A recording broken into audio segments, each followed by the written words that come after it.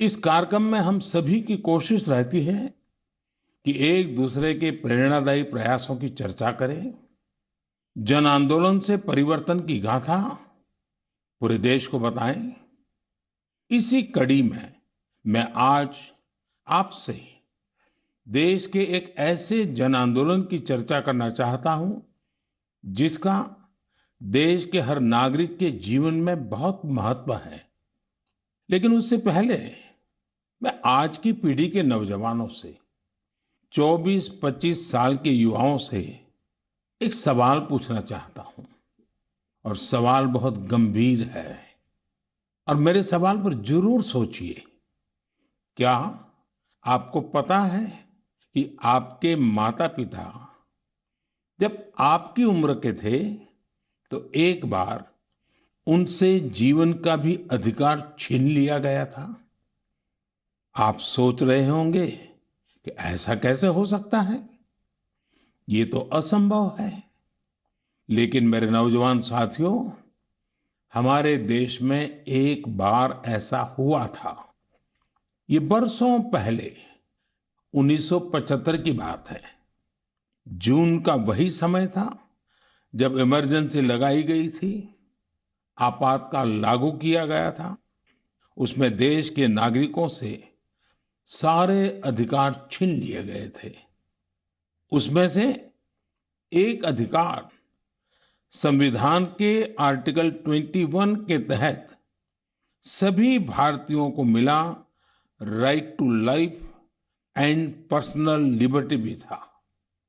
उस समय भारत के लोकतंत्र को कुचल देने का प्रयास किया गया था। देश की अदालतें, हर संवैधानिक संस्था, प्रेस, सब पर नियंत्रण लगा दिया गया था। सेंसरशिप की ये हालत थी कि बिना स्वीकृति कुछ भी छापा नहीं जा सकता था। मुझे याद है, तब मशहूर गायक किशोर कुमार जी ने सरकार की वाहवाही करने से इनकार किया तो उन पर बैन लगा दिया गया। रेडियो पर से उनकी एंट्री ही हटा दी गई। लेकिन बहुत कोशिशों, हजारों गिरफ्तारियों और लाखों लोगों पर अत्याचार के बाद भी भारत के लोगों का लोकतंत्र से विश्वास डिगा नहीं, रत्ती भर नहीं डिगा। भारत के हम लोगों में सदियों से जो लोकतंत्र के संस्कार चले आ रहे हैं, जो लोकतांत्रिक भावना हमारी रग रग में है, आखिरकार जीत उसी की हुई। भारत के लोगों ने लोकतांत्रिक तरीके से ही इमरजेंसी को हटाकर वापस लोकतंत्र की स्थापना की। तानाशाही की मानसिकता को, तानाशाही वृत्ति प्रवृत्ति को लोकतांत्रिक तरीके से पराजित करने का ऐसा उदाहरण पूरी दुनिया में मिलना मुश्किल है।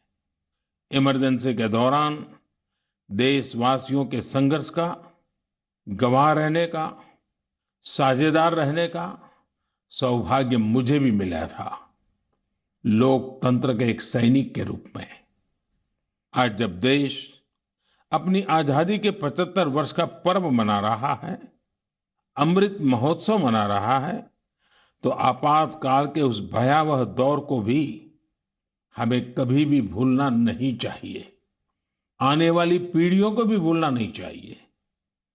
अमृत महोत्सव सैकड़ों वर्षों की गुलामी से मुक्ति की विजय गाथा ही नहीं, बल्कि आजादी के बाद के 75 वर्षों की यात्रा भी समेटे हुए हैं।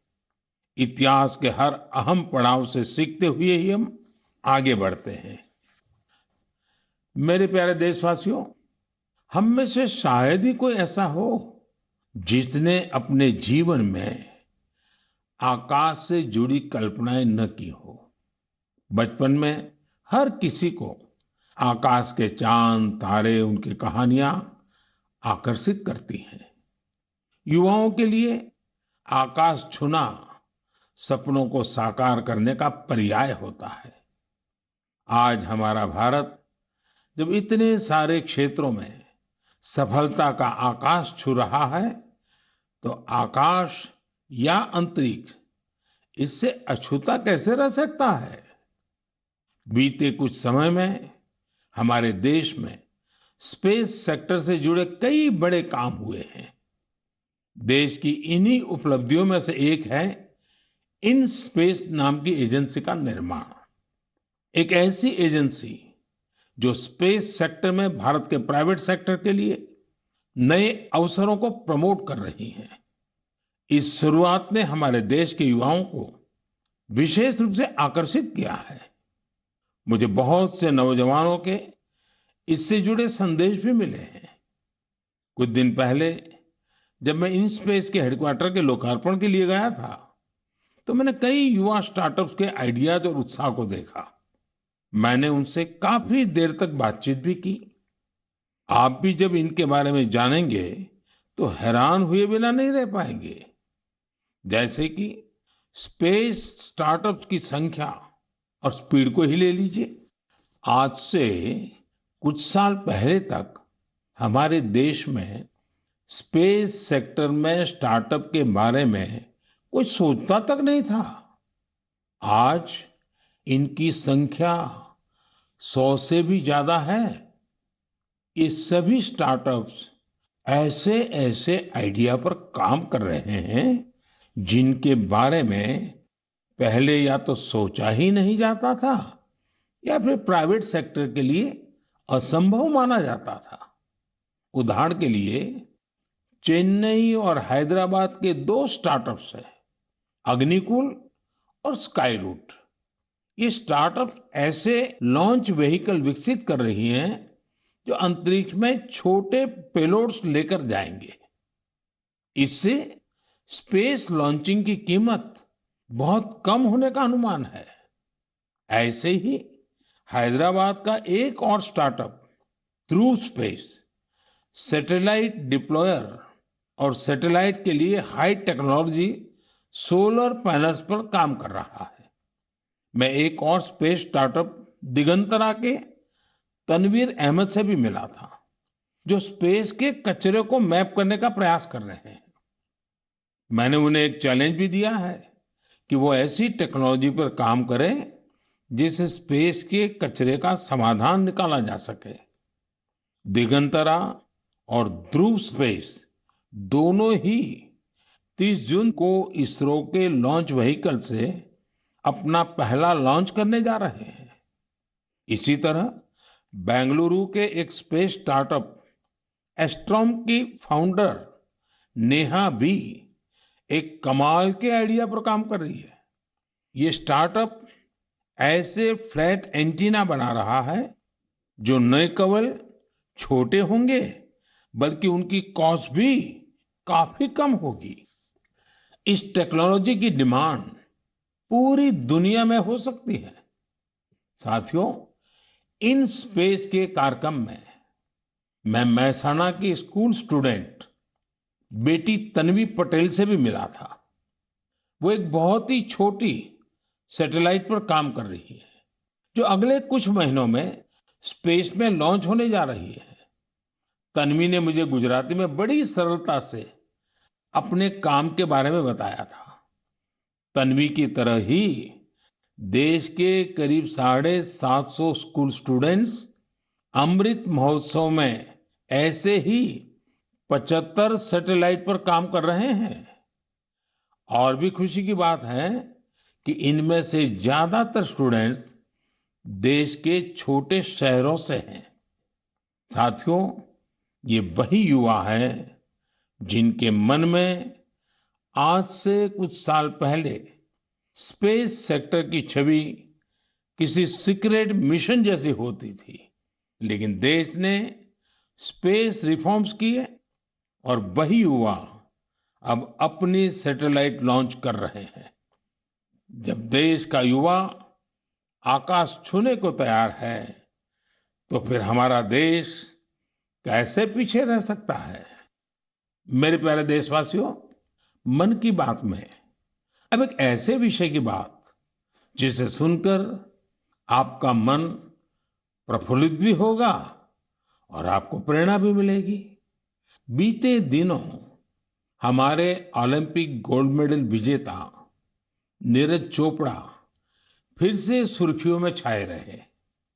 ओलंपिक के बाद भी वो एक के बाद एक सफलता के नए नए कीर्तिमान स्थापित कर रहे हैं। फिनलैंड में नीरज ने पावो नुर्मी गेम्स में सिल्वर जीता। यही नहीं, उन्होंने अपने ही जेवलिन थ्रो के रिकॉर्ड को भी तोड़ दिया। कुओर्टोन गेम्स में नीरज ने एक बार फिर गोल्ड जीतकर देश का गौरव बढ़ाया। ये गोल्ड उन्होंने ऐसे हालातों में जीता जब वहां का मौसम भी बहुत खराब था। यही हौसला आज के युवा की पहचान है। स्टार्टअप से लेकर स्पोर्ट्स वर्ल्ड तक भारत के युवा नए नए रिकॉर्ड बना रहे हैं। अभी हाल में ही आयोजित हुए खेलो इंडिया यूथ गेम्स में भी हमारे खिलाड़ियों ने कई रिकॉर्ड बनाए। आपको जानकर अच्छा लगेगा कि इन खेलों में कुल 12 रिकॉर्ड टूटे हैं। इतना ही नहीं, 11 रिकॉर्ड्स महिला खिलाड़ियों के नाम दर्ज हुए हैं। मणिपुर की एम मार्टिना देवी ने वेट लिफ्टिंग में 8 रिकॉर्ड्स बनाए हैं। इसी तरह संजना, सोनाक्षी और भावना ने भी अलग अलग रिकॉर्ड्स बनाए हैं। अपनी मेहनत से इन खिलाड़ियों ने बता दिया है कि आने वाले समय में अंतर्राष्ट्रीय खेलों में भारत की साख कितनी बढ़ने वाली है। मैं इन सभी खिलाड़ियों को बधाई भी देता हूं और भविष्य के लिए शुभकामनाएं भी देता हूं। साथियों, खेलो इंडिया यूथ गेम्स की एक और खास बात रही है। इस बार भी कई ऐसी प्रतिभाएं उभर कर सामने आई हैं जो बहुत साधारण परिवारों से हैं। इन खिलाड़ियों ने अपने जीवन में काफी संघर्ष किया और सफलता के इस मुकाम तक पहुंचे हैं। इनकी सफलता में इनके परिवार और माता-पिता की भी बड़ी भूमिका है। 70 किलोमीटर साइकिलिंग में गोल्ड जीतने वाले श्रीनगर के आदिल अल्ताफ के पिता टेलरिंग का काम करते हैं, लेकिन उन्होंने अपने बेटे के सपनों को पूरा करने के लिए कोई कोर कसर नहीं छोड़ी। आज आदिल ने अपने पिता और पूरे जम्मू कश्मीर का सिर गर्व से ऊंचा किया है। वेट लिफ्टिंग में गोल्ड जीतने वाले चेन्नई के एल धनुष के पिता भी एक साधारण कारपेंटर है। सांगली की बेटी काजोल सरगार, उनके पिता चाय बेचने का काम करते हैं। काजोल अपने पिता के काम में हाथ भी बटाती थी और वेट लिफ्टिंग की प्रैक्टिस भी करती थी। उनकी और उनके परिवार की मेहनत रंग लाई और काजोल ने वेट लिफ्टिंग में खूब वाहवाही बटोरी है। ठीक इसी प्रकार का करिश्मा रोहतक की तनु ने भी किया है। तनु के पिता राजवीर सिंह रोहतक में एक स्कूल के बस ड्राइवर है। तनु ने कुश्ती में स्वर्ण पदक जीतकर अपना और अपने परिवार का, अपने पापा का सपना सच करके दिखाया है। साथियों, खेल जगत में अब भारतीय खिलाड़ियों का दबदबा तो बढ़ ही रहा है, साथ ही भारतीय खेलों की भी नई पहचान बन रही है। जैसे कि इस बार खेलो इंडिया यूथ गेम्स में ओलंपिक में शामिल होने वाली स्पर्धाओं के अलावा 5 स्वदेशी खेल भी शामिल हुए थे। ये 5 खेल है गतका, थांग ता, योगासन, कलरियापट्टू और मलखम। साथियों, भारत में एक ऐसे खेल का अंतर्राष्ट्रीय टूर्नामेंट होने जा रहा है जिस खेल का जन्म सदियों पहले हमारे ही देश में हुआ था, भारत में हुआ था। ये आयोजन है 28 जुलाई से शुरू हो रहे शतरंज ओलंपियाड का। इस बार शतरंज ओलंपियाड में 180 से भी ज्यादा देश हिस्सा ले रहे हैं। खेल और फिटनेस की हमारी आज की चर्चा एक और नाम के बिना पूरी नहीं हो सकती। ये नाम है तेलंगाना की माउंटेनियर पूर्णा मालावत का। पूर्णा ने 7 समिट्स चैलेंज को पूरा कर कामयाबी का एक और परचम लहराया है। 7 समिट्स चैलेंज यानी दुनिया की 7 सबसे कठिन और ऊंची पहाड़ियों पर चढ़ने की चुनौती। पूर्णा ने अपने बुलंद हौसलों के साथ नॉर्थ अमेरिका की सबसे ऊंची चोटी माउंट देनाली की चढ़ाई पूरी कर देश को गौरवान्वित किया है। पूर्णा भारत की वही बेटी हैं जिन्होंने महज 13 साल की उम्र में माउंट एवरेस्ट पर जीत हासिल करने का अद्भुत कारनामा कर दिखाया था। साथियों, जब बात खेलों की हो रही है तो मैं आज भारत की सर्वाधिक प्रतिभाशाली क्रिकेटरों में उनमें से एक मिताली राज की भी चर्चा करना चाहूंगा। उन्होंने इसी महीने क्रिकेट से संन्यास की घोषणा की है, जिसने कई खेल प्रेमियों को भावुक कर दिया है। मिताली महज एक साधारण खिलाड़ी नहीं रही है, बल्कि अनेक खिलाड़ियों के लिए प्रेरणा स्रोत भी रही है। मैं मिताली को उनके भविष्य के लिए ढेर सारी शुभकामनाएं देता हूं। मेरे प्यारे देशवासियों, हम मन की बात में वेस्ट टू वेल्थ से जुड़े सफल प्रयासों की चर्चा करते रहे हैं। ऐसा ही एक उदाहरण है मिजोरम की राजधानी आइजवाल का।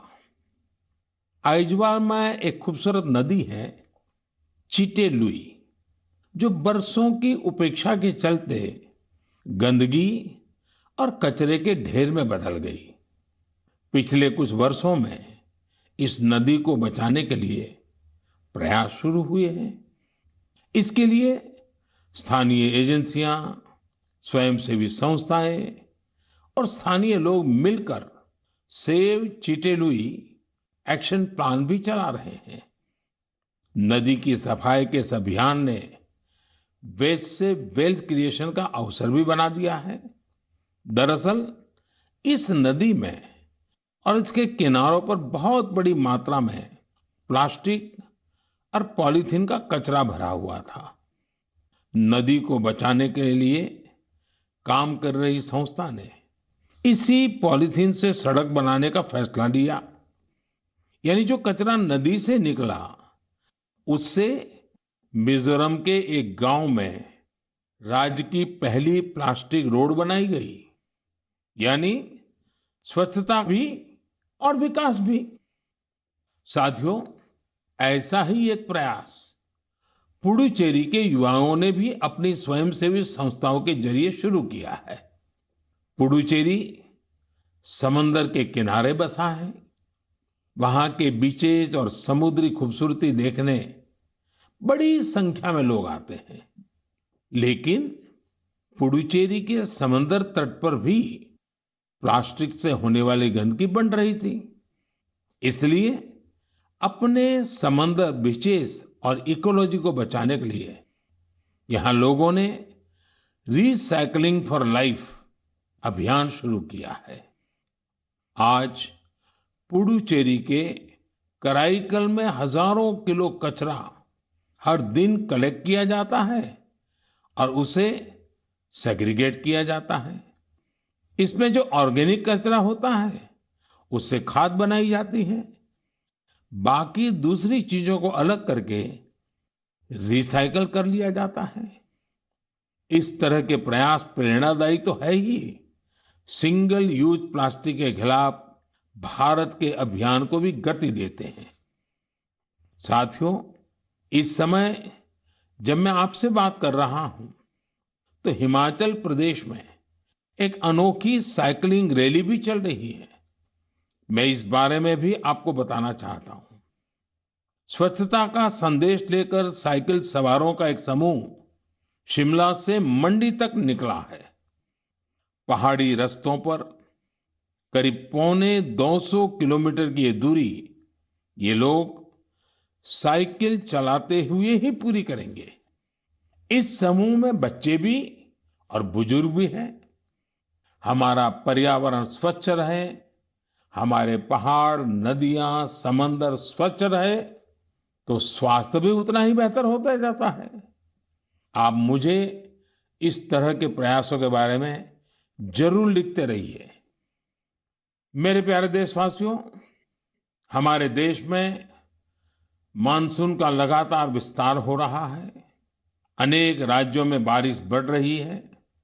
ये समय जल और जल संरक्षण की दिशा में विशेष प्रयास करने का भी है।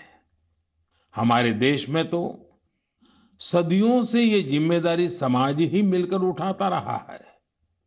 आपको याद होगा, मन की बात में हमने एक बार स्टेप वेल्स, इन बावड़ियों की विरासत पर चर्चा की थी। बावड़ी उन बड़े कुओं को कहते हैं जिन तक सीढ़ियों से उतरकर पहुंचते हैं।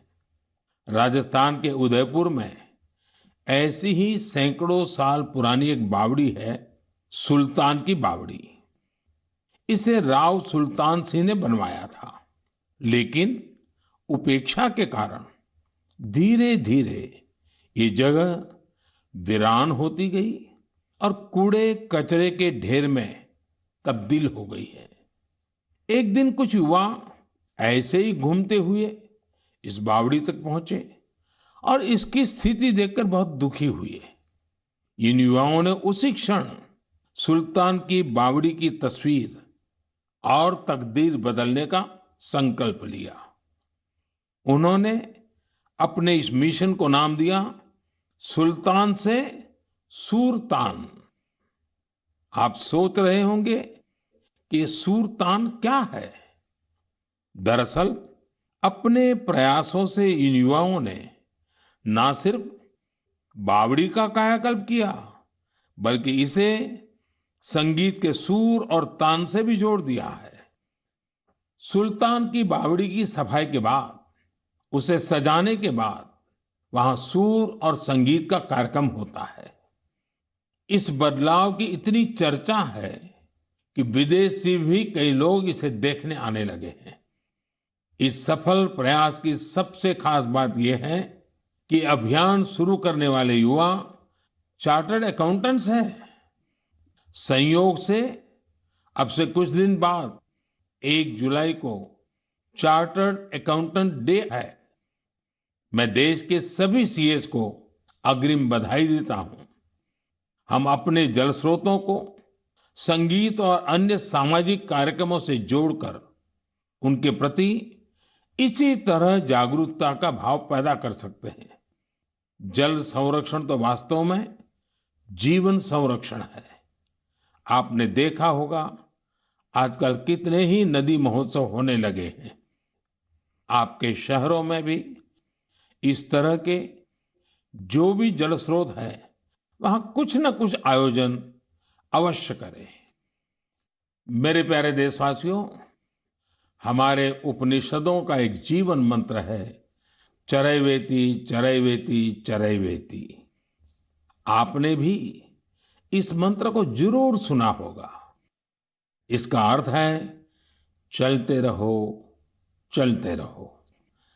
ये मंत्र हमारे देश में इतना लोकप्रिय इसलिए है क्योंकि सतत चलते रहना, गतिशील बने रहना, ये हमारे स्वभाव का हिस्सा है। एक राष्ट्र के रूप में हम हजारों सालों की विकास यात्रा करते हुए यहां तक पहुंचे हैं। एक समाज के रूप में हम हमेशा नए विचारों, नए बदलावों को स्वीकार करके आगे बढ़ते आए हैं। इसके पीछे हमारी सांस्कृतिक गतिशीलता और यात्राओं का बहुत बड़ा योगदान है। इसलिए तो हमारे ऋषियों मुनियों ने तीर्थ यात्रा जैसी धार्मिक जिम्मेदारियां हमें सौंपी थी। अलग अलग तीर्थ यात्राओं पर तो हम सब जाते ही हैं। आपने देखा है कि इस बार चारधाम यात्रा में किस तरह बड़ी संख्या में श्रद्धालु शामिल हुए। हमारे देश में समय समय पर अलग अलग देव यात्राएं भी निकलती हैं। देव यात्राएं यानी जिसमें केवल श्रद्धालु ही नहीं बल्कि हमारे भगवान भी यात्रा पर निकलते हैं। अभी कुछ ही दिनों में 1 जुलाई से भगवान जगन्नाथ की प्रसिद्ध यात्रा शुरू होने जा रही है। ओडिशा में पुरी की यात्रा से तो हर देशवासी परिचित है। लोगों का प्रयास रहता है कि इस अवसर पर पुरी जाने का सौभाग्य मिले। दूसरे राज्यों में भी जगन्नाथ यात्रा खूब धूमधाम से निकाली जाती है। भगवान जगन्नाथ यात्रा आषाढ़ महीने की द्वितीया से शुरू होती है। हमारे ग्रंथों में आषाढ़स्य द्वितीय दिवसे रथ यात्रा इस तरह संस्कृत श्लोकों में वर्णन मिलता है। गुजरात के अहमदाबाद में भी हर वर्ष आषाढ़ द्वितीया से रथ यात्रा चलती है। मैं गुजरात में था तो मुझे भी हर वर्ष इस यात्रा में सेवा का सौभाग्य मिलता था। आषाढ़ द्वितीया जिसे आषाढ़ी बीज भी कहते हैं, इस दिन से ही कच्छ का नववर्ष भी शुरू होता है। मैं मेरे सभी कच्छी भाइयों बहनों को नववर्ष की शुभकामनाएं भी देता हूं। मेरे लिए इसलिए भी ये दिन बहुत खास है। मुझे याद है आषाढ़ द्वितीया से एक दिन पहले यानी आषाढ़ की पहली तिथि को हमने गुजरात में एक संस्कृत उत्सव की शुरुआत की थी, जिसमें संस्कृत भाषा में गीत, संगीत और सांस्कृतिक कार्यक्रम होते हैं। इस आयोजन का नाम है आषाढ़स्य प्रथम दिवसे। उत्सव को ये खास नाम देने के पीछे भी एक वजह है। दरअसल संस्कृत के महान कवि कालिदास ने आषाढ़ महीने से ही वर्षा के आगमन पर मेघदूतम लिखा था। मेघदूतम में एक श्लोक है, आषाढ़स्य प्रथम दिवसे मेघम आश्लिष्ट सानुम, यानी आषाढ़ के पहले दिन पर्वत शिखरों से लिपटे हुए बादल। यही श्लोक इस आयोजन का आधार बना। साथियों, अहमदाबाद हो या पुरी, भगवान जगन्नाथ अपनी इस यात्रा के जरिए हमें कई गहरे मानवीय संदेश भी देते हैं। भगवान जगन्नाथ जगत के स्वामी तो है ही, लेकिन उनकी यात्रा में गरीबों, वंचितों की विशेष भागीदारी होती है। भगवान भी समाज के हर वर्ग और व्यक्ति के साथ चलते हैं। ऐसे ही हमारे देश में जितनी भी यात्राएं होती हैं, सब में गरीब, अमीर, ऊंच, नीच ऐसे कोई भेदभाव नजर नहीं आते हैं। सारे भेदभाव से ऊपर उठकर यात्रा ही सर्वोपरि होती है। जैसे कि महाराष्ट्र में पंढरपुर की यात्रा के बारे में आपने जरूर सुना होगा। पंढरपुर की यात्रा में कोई भी न बड़ा होता है न छोटा होता है, हर कोई वारकरी होता है, भगवान विट्ठल का सेवक होता है। अभी 4 दिन बाद ही 30 जून से अमरनाथ यात्रा भी शुरू होने जा रही है। पूरे देश से श्रद्धालु अमरनाथ यात्रा के लिए जम्मू कश्मीर पहुंचते हैं। जम्मू कश्मीर के स्थानीय लोग उतनी ही श्रद्धा से इस यात्रा की जिम्मेदारी उठाते हैं और तीर्थयात्रियों का सहयोग करते हैं। साथियों, दक्षिण में ऐसा ही महत्व सबरीमाला यात्रा का भी है। सबरीमाला की पहाड़ियों पर भगवान अयप्पा के दर्शन करने के लिए ये यात्रा तब से चल रही है जब ये रास्ता पूरी तरह जंगलों से घिरा रहता था। आज भी लोग जब इन यात्राओं में जाते हैं तो उसे धार्मिक अनुष्ठानों से लेकर रुकने ठहरने की व्यवस्था तक गरीबों के लिए कितने अवसर पैदा होते हैं। यानी ये यात्राएं प्रत्यक्ष रूप से हमें गरीबों की सेवा का अवसर देती हैं और गरीब के लिए उतनी ही हितकारी होती हैं। इसलिए तो देश भी अब आध्यात्मिक यात्राओं में श्रद्धालुओं के लिए सुविधाएं बढ़ाने के लिए इतने सारे प्रयास कर रहा है। आप भी ऐसी किसी यात्रा पर जाएंगे तो आपको अध्यात्म के साथ साथ एक भारत श्रेष्ठ भारत के भी दर्शन होंगे। मेरे प्यारे देशवासियों, हमेशा की तरह इस बार भी मन की बात के जरिए आप सभी से जुड़ने का ये अनुभव बहुत ही सुखद रहा। हमने देशवासियों की सफलताओं और उपलब्धियों की चर्चा की। इस सब के बीच हमें कोरोना के खिलाफ सावधानी को भी ध्यान रखना है। हालांकि संतोष की बात है कि आज देश के पास वैक्सीन का व्यापक सुरक्षा कवच मौजूद है। हम 200 करोड़ वैक्सीन डोज के करीब पहुंच गए हैं। देश में तेजी से प्रिकॉशन डोज भी लगाई जा रही है। अगर आपकी सेकंड डोज के बाद प्रिकॉशन डोज का समय हो गया है तो आप ये तीसरा डोज जरूर लें। अपने परिवार के लोगों को, खासकर बुजुर्गों को भी प्रिकॉशन डोज लगवाएं।